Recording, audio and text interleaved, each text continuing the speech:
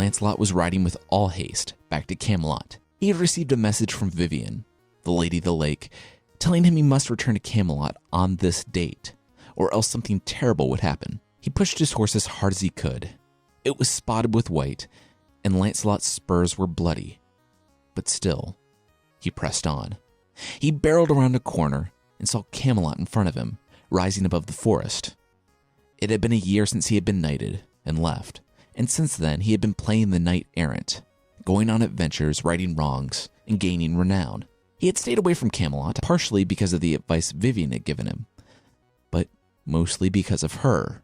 It wasn't honorable to be completely infatuated with your king's wife, to love her beyond all. The more he stayed away, the easier it would be to remain the good and pure knight. He didn't know why he needed to get back at this time, but the message from the Lady of the Lake was urgent. Though, as he got closer, he imagined the screaming just up ahead was a good indication that he was on the right track. He came to a fork in the road in the middle of the forest. One way led to Camelot, and the other away from it. Down the path that led away, he heard a scream. When he looked, he saw the woman he loved, Queen Guinevere, being shoved violently on a horse by a large knight. A few squires were binding what looked like Kay and throwing him atop another horse before the trio began riding away from Camelot. Lancelot gritted his teeth and directed his horse down that path, but the thing wouldn't move. It had stopped, and it was so exhausted that no force in this world could make it take another step. Lancelot cried out in frustration, and just as he did, he saw another knight and his squire riding from Camelot. He recognized the knight in an instant. It was Gawain. He had another warhorse with him. Good. Lancelot leapt from his spent steed, and he rushed to Gawain, telling him that he needed the horse.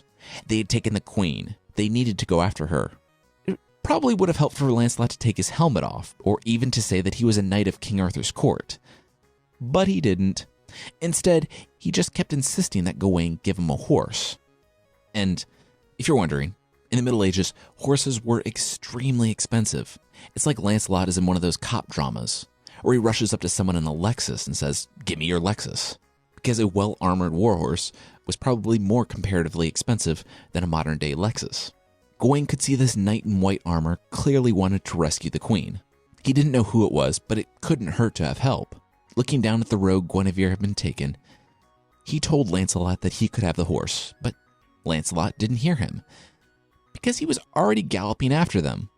He hadn't waited for permission. He was a knight of the queen, and the queen had been taken. He was going after her.